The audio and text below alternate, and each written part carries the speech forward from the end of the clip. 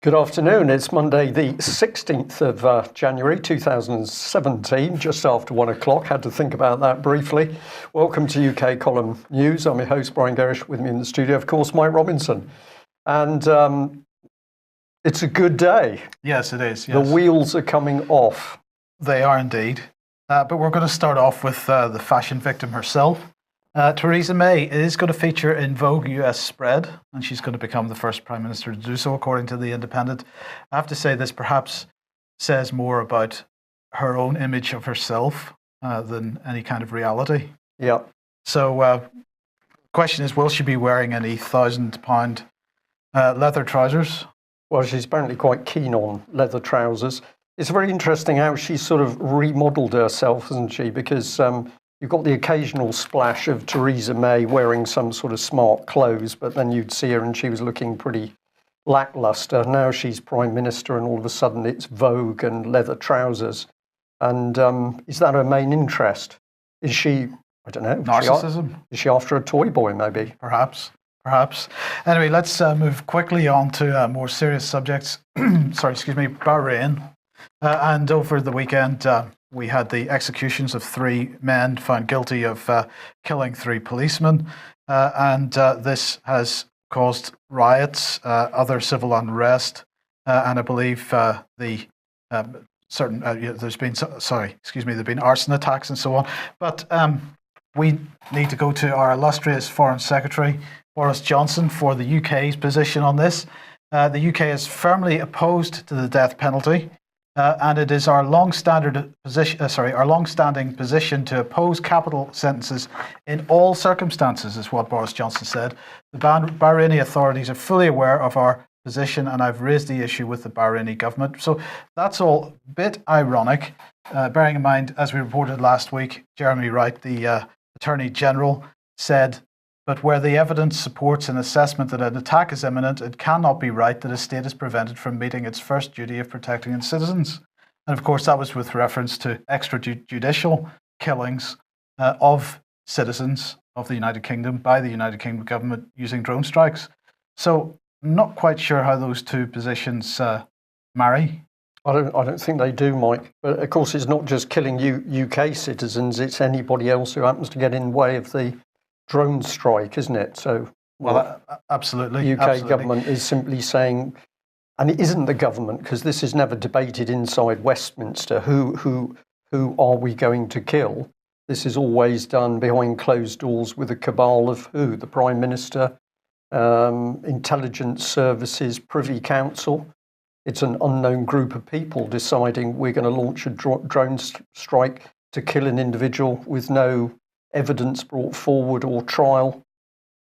So it's not so much a case of 4 legs good, 2 legs better. It's a case of, judicial executions good, extrajudicial executions better. Yeah, and the more brutal the regime, the better friend of UK they are. Absolutely. Saudi, for example. Right. Anyway, today is the EU Foreign Affairs meeting.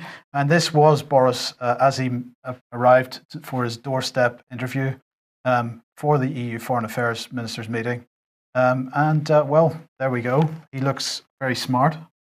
He's looking a little bit shaky, actually, I think, a little bit worse for wear. Perhaps. Did he have a hard night on the tiles, as they say? Was it drinking? Was it, I don't know, coke, possibly? Perhaps he should be up for a spread in Vogue. I don't know. But anyway, the council is going to be chaired by Federica Mogherini, of course. Meeting started at 9:30 this morning, and they're going to be concentrating on Syria. So they're going to be looking at developments in Syria following the ceasefire. They're going to discuss the EU's role in supporting the ceasefire and a genuine political transition in Syria. So regime change absolutely still on the agenda as far as the EU are concerned. The Middle East peace process over lunch, they are discussing that. And this is following the adoption of Security Council Resolution 2334 and also the Paris conference, which took place yesterday. And ministers are discussing the way forward to achieve a comprehensive peace deal, preserve the viability of its 2-state solution, and reverse ongoing negative trends on the ground, is how they're describing it. And the third major agenda item apparently is Lebanon. and the Council is going to adopt, without any kind of debate, conclusions on Lebanon's presidential elections and the formation of a new government. So they don't need to discuss that. They're just going to rubber stamp it. So there you go. No discussion needed. It's really interesting this is happening at the present time. We're going to come on a little bit later in the news to have a look at what the BBC is doing to help that European Union foreign policy. And I think some of our viewers and listeners today are going to be pretty staggered at what is in front of our eyes once we know where to look for it. So as we said, yesterday was the Paris meeting over the Palestine-Israel situation. And of course, neither representatives from Palestine nor representatives from Israel were there. So this was the cabal of people that were deciding the future of those countries. Not that they're our countries just yet, but they're aiming for a two-state solution. They say, we're here to reiterate strongly that the two-state solution is the only one possible, said the French foreign minister, so that's good. So I think Netanyahu's too busy fending off corruption allegations to turn up for that. And so they went ahead and had it anyway. I'm sure that's going to be a particularly useful meeting. And that's what, one or possibly two token women there. Yes. Amongst those suited individuals. And the token Secretary of State, of course, because he's out of a job in a couple of days' time. So anyway, moving on, one thing not mentioned at either of those meetings, of course, is Ukraine.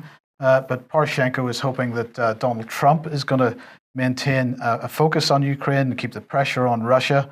So that's all good. We count on a succession in our common work on the part of the new US administration. Said Poroshenko, we're ready for effective and fruitful cooperation with the new administration. So that's good. But the new administration, when it comes in, is, not quite sure exactly where they stand on global affairs because NATO is obsolete, according to Donald Trump. This is very interesting language. And I do wonder half the time whether he's just making fun of people. Well, I'm going to say on this one, Mike, I don't think so, because I remember quite a bit around that statement when he made it, and it was very forceful because he backed it up by saying, well, one of the key problems was that it was the US that was essentially paying for the thing and other people weren't paying their way. This what helped to push the supposed increase of 2% by UK into this. So I think he was very serious at the time. But we can't discuss it on today's news. There's some remarkable stuff going on because at the moment the Americans have sort of withdrawn all their carriers. So they've got their carriers lined up in one place, their aircraft carriers. Strategic madness on the basis that one small nuclear weapon would deal with a lot of them. Nobody has ever seen anything like this before. A strange decision made by Obama. But Pearl Harbor comes to mind. Pearl Harbor comes to mind. So we've got the ramping up this rhetoric that those nasty Russians are about to invade us. And what does the US do? It pulls its carriers back. What does David Cameron do as former Prime Minister? Well, he simply takes out the Nimrod aircraft, which are a key part of the defence of our nuclear deterrent. So there's some very strange stuff going on here if you look at it against the backdrop of the so-called threat from Russia. Well, Jens Stoltenberg from NATO said he was concerned. Good. Yes. Okay, let's move on. What else was Donald Trump doing? Well, he was tweeting out that intelligence agencies should never have allowed this fake news to leak into the public. This was the whole Russian business. One last shot at me. Are we living in Nazi Germany? Well, pretty strong language from Mr. Trump. And, the outgoing head of the CIA wasn't too impressed with that. He doesn't want to see any more careless tweets. I'm sure he does know. So he was pretty upset. But let's see, what else was Donald Trump saying? He was suggesting the EU is going to break up, sooner the better. He was looking forward to a trade deal with the UK. He said that Angela Merkel had made a big mistake with immigration. And he said that he wants an arms control deal with Russia.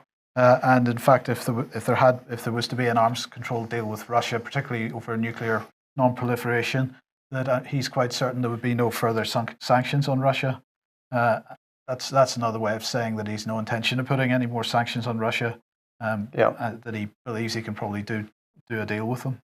That's a very interesting statement. Somebody in our chat box has just said, well, basically it's the Americans pulling Europe towards war. But let's take a little look at the BBC and see if we can have a think about who is the actual hand driving the policy. Maybe it is not as simple as just one country. We need to have a look about, of course, the international banking cartel and the power being wielded from the City of London. But let's do a little recap to our report on Friday. We chose The Guardian. What was The Guardian saying? The BBC is setting up a team to debunk fake news.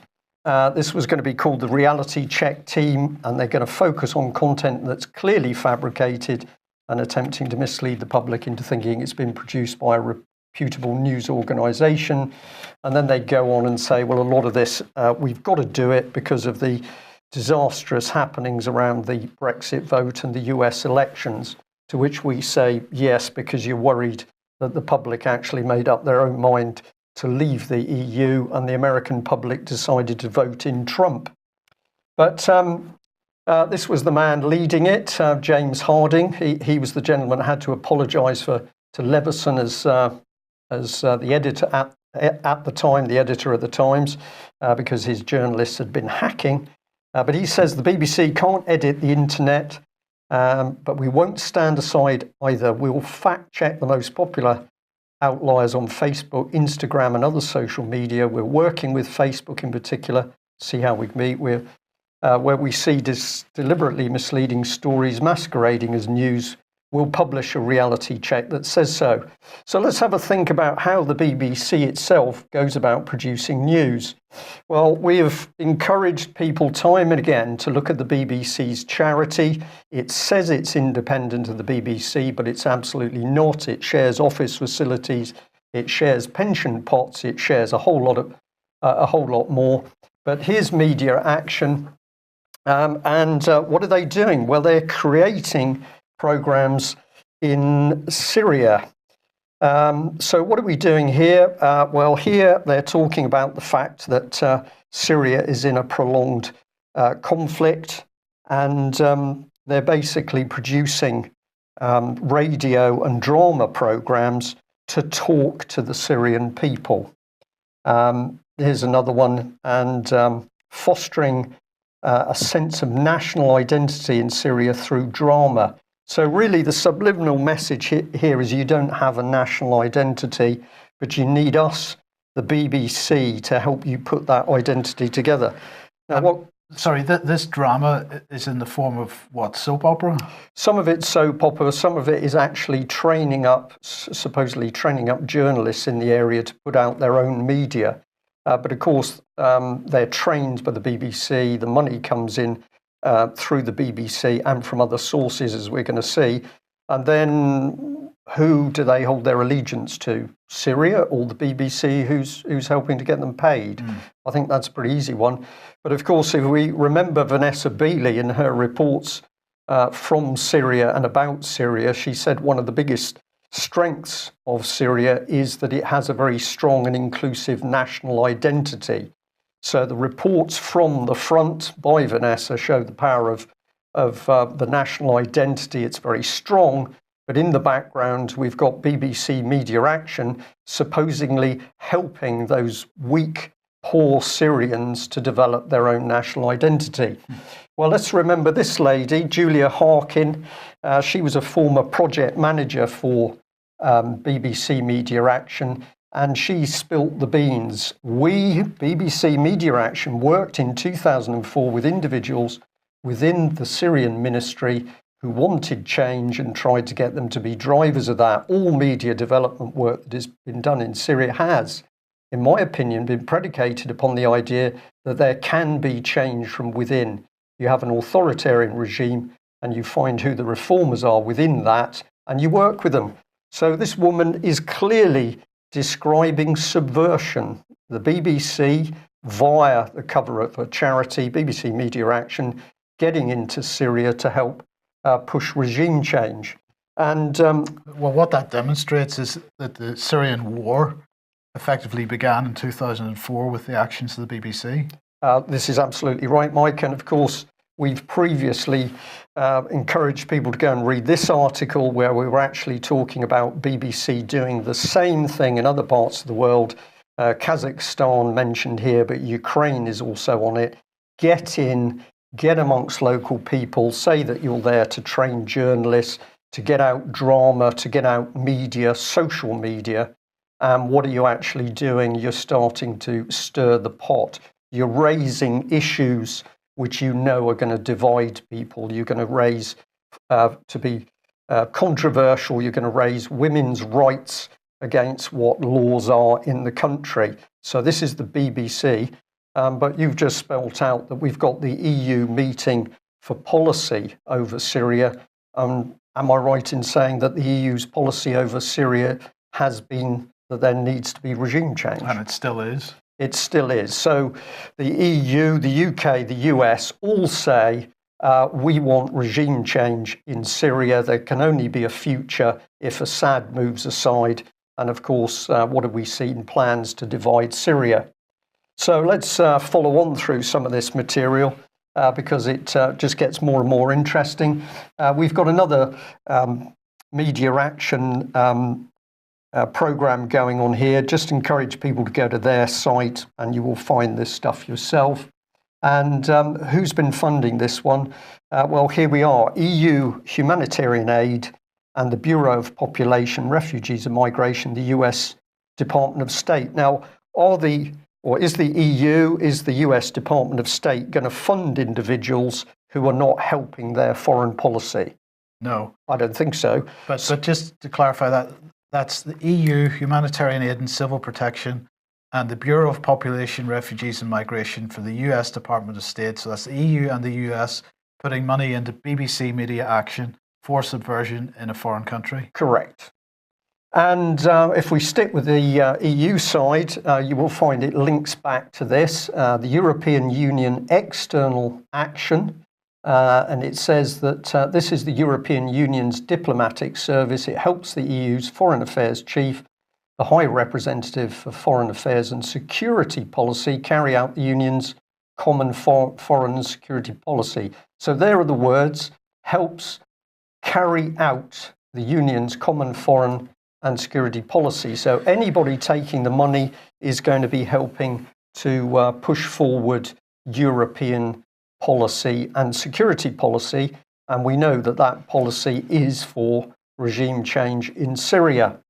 So if we just bring in another aspect to this one, if you go onto the website on the right here, you can quickly find EU-funded projects for Syria. There's a whole lot of them listed. They give you information on it. But we decided to just have a few here. So we've got Bridging Syria's Divides, mass media programming and platforms to build resilience and social cohesion to counter violent conflict. I think they're doing the opposite, Mike. We've got supporting transition towards democracy in Syria through preparing for an engendered constitution building process. Those two items are exclusive. You can't have them both. Well, if we believe they're doing what they say, right. But if you say they're doing the opposite, actually it works extremely well. Yeah. And then at the bottom, we've got strengthening social cohesion for a diplomatic and inclusive Syrian civil society. So this is future policy. And what they're actually doing is saying, well, we're working towards what Syria is going to be after Assad has gone. So here's this one, the big one, which we spotted, Bridging Syria's Divides, mass media programming and platforms to build resilience and social cohesion. Well, who was putting that together? Well, none other than BBC Media Action, getting a mere 2.4 million euros to carry out EU foreign policy. So this is the BBC not only manufacturing its own news, it's actually manufacturing the war that it wants to report in order to push forward European foreign policy. And we'll put this one on screen for our very own David Ellis, who of course has been warning about the creation of the EU military on the lie of Brexit.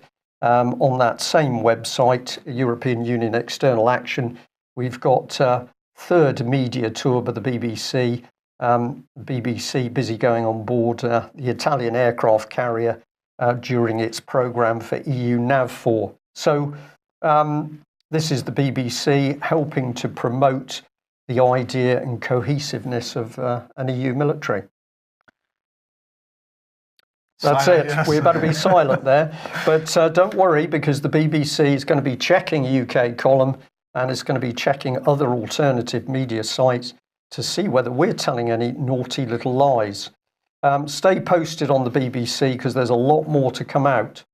What the BBC isn't reporting, of course, is anything to do with child abuse. And we were shocked last week when we learnt that Melanie Shaw had been given 2 years. This is actually the maximum sentence, I'm now told, for this breach of the restraining order. So we now know what the problem was. Yeah, it was breach of a restraining order, but they don't appear to have taken the time served into account in this sentence. So is she going to be out after 50% of the sentence? She spent 9 months in, another 3 months, or is Melanie going to be in for 2 years and 9 months? We don't know.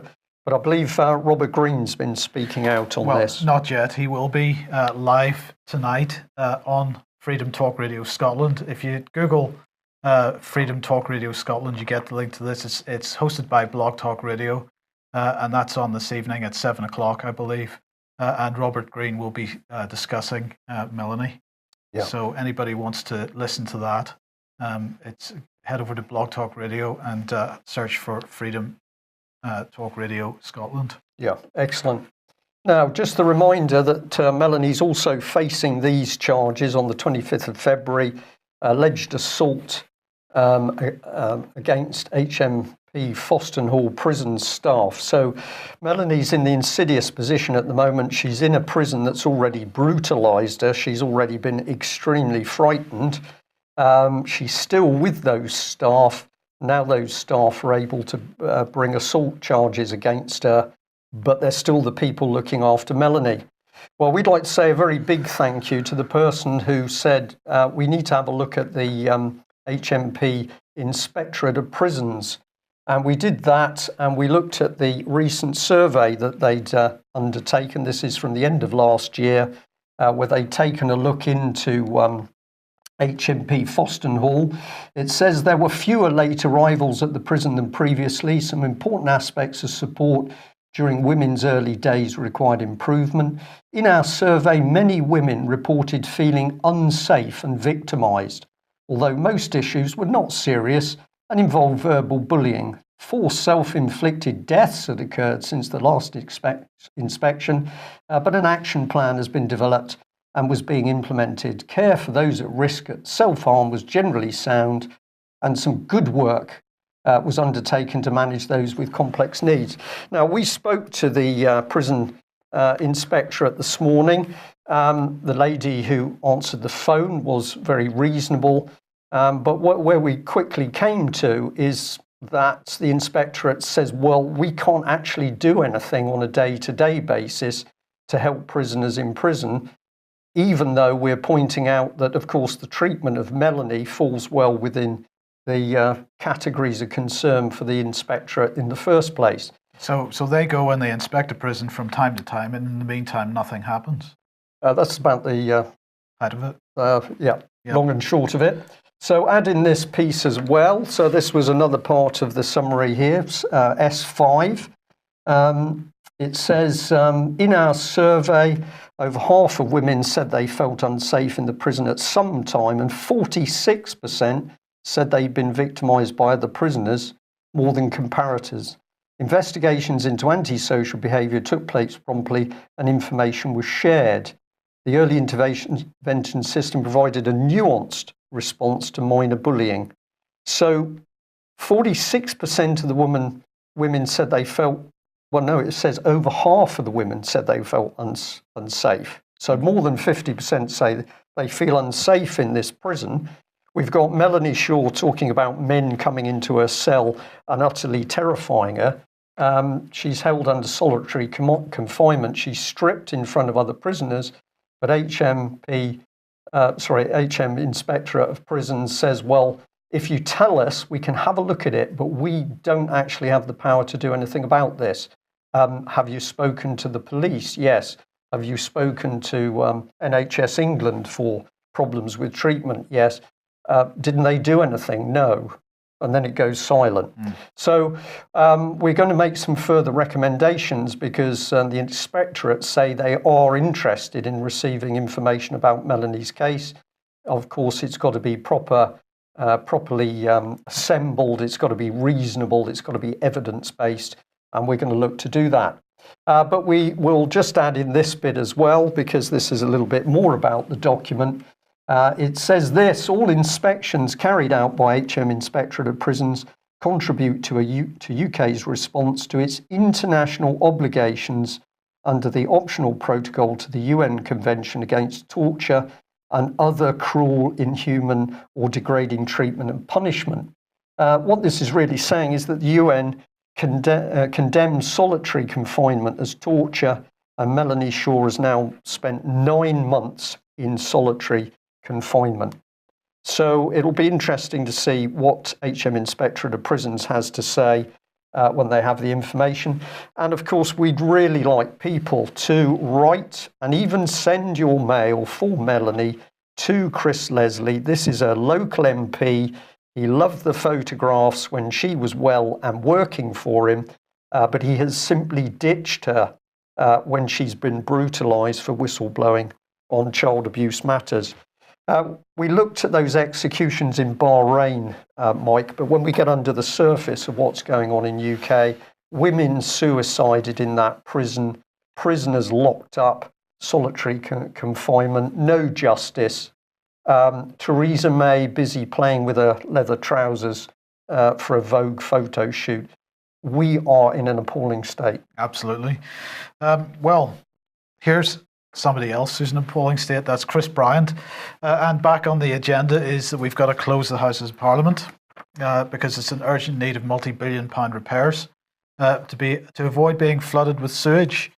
Chris Bryant said it was ironic that one of the catastrophic failures that risked endangering the building could come from sewage flood from the Victorian draining system. He said the main one which we've suffered historically is fire. Some kind of water flood, either cascading down or cascading up from the drains is another possibility. The sewage system of this building lies at a lower level than the city drain, as it were, and so all the drainage from every single toilet and kitchen and so on in the palace goes down in one big drain to the far end underneath the Speaker's garden, where it goes into a slightly beautiful contraption that was put in the 1880s and then is effectively spat into the main drain. Now, if that were to break down, and it's 130 years old now, that would close the building. Now, many people would say that's possibly not a bad thing, and certainly with people with minds like Chris Bryant's, then perhaps it's not a bad thing, but nonetheless, it is what we've got at the moment, and we should be standing up for our constitution and not letting these subverters and traitors destroy it. This is a scam to close Parliament, Absolutely. Mike, isn't it? Billions of pounds of repair work to build this just does not add up. It simply does not add up. This is the excuse to move our politicians out of Westminster so that we are achieving the EU directive of London as a separate nation state, I think is the right word. So this is a scam. If anybody's got any documentary evidence of these dilapidations, of what the problems are with the building and what the associated costs are in detail, we'd certainly like to see them. But I think what we're looking at here is fake news from the Independent because there is no justifiable basis for this multi-billion pound expenditure. We'll see what comes back. So should we close Parliament? Well, on the basis it's a cesspit. Of course, there is a little bit of a statement to do just that. I've pulled out this. It's an old article from The Guardian, MPs in corruption shocker. There's a list of all sorts of MPs that have been accused of offences, but the article by Philip Cowley here is protecting them because he says that this email and the statistics in it, are complete fabrication. It was created on a website called Capitol Hill Blue. It was to do with the US House and Senate. It's simply not true.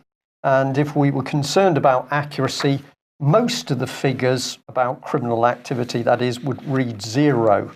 So this is simply not true.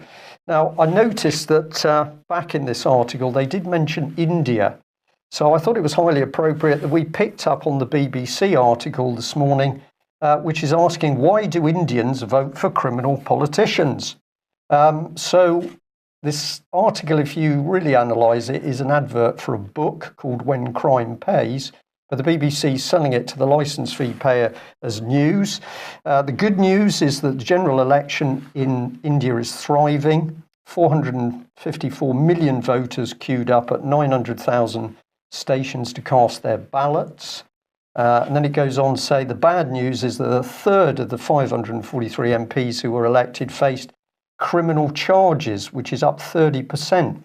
It's interesting that the Indians actually bothered to work out what their politicians are up to, Mike. Well, yeah, but as well as that, what's the population of India? And they've got 543 MPs, and we've got 650.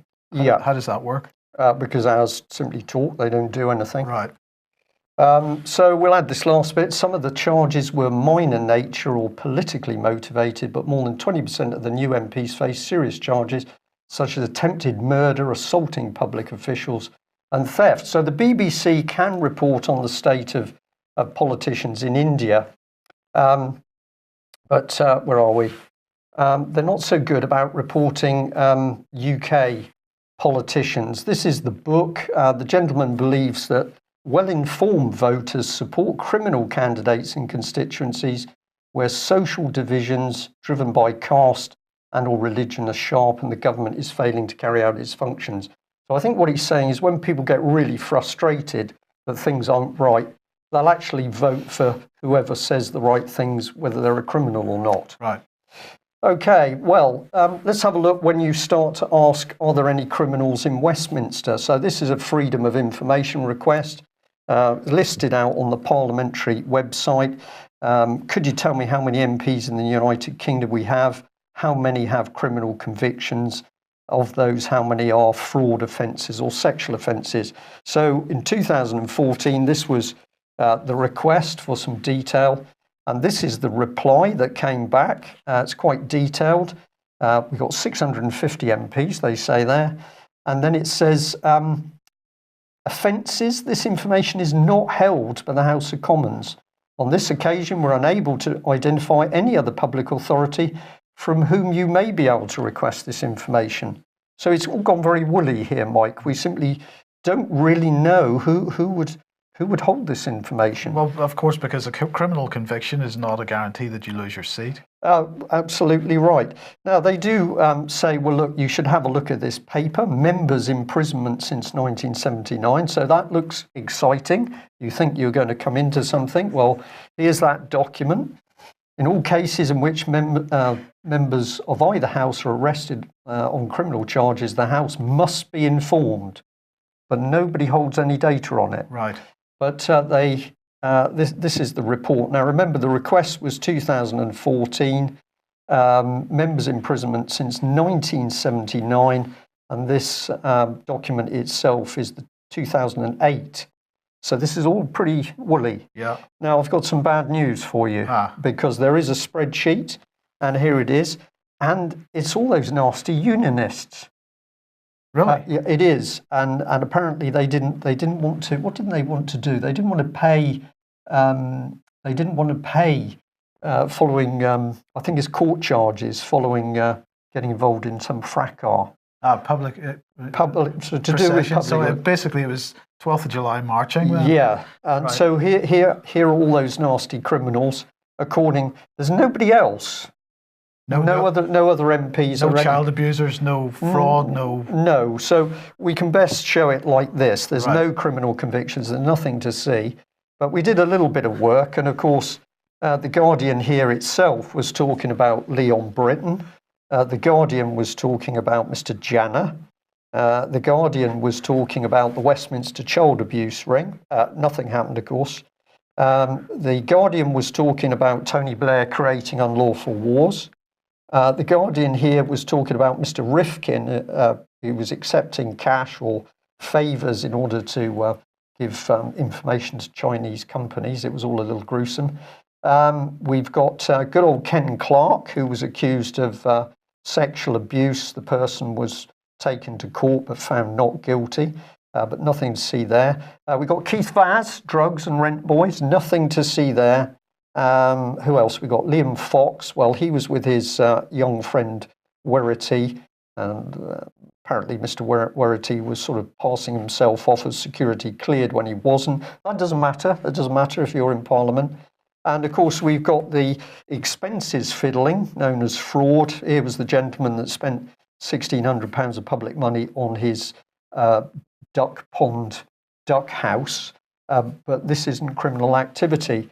It's also not criminal activity if you have metropolitan policemen warning that children were being groomed, abused, trafficked, pushed out for prostitution and murdered, and it's covered up by the Met Police, British politicians, local authorities, child protection services and child charities. That doesn't mean anything at all. No. And we know it doesn't mean anything because here's the Minister for Policing, Mr. Lewis, and he didn't want to reply to an open letter asking what he was going to do. So the Guardian newspaper hasn't investigated any of this, and the policing minister doesn't bother to reply. But I think we are able to say with some certainty as truthful news that there is absolutely no criminal activity connected with the British government at all.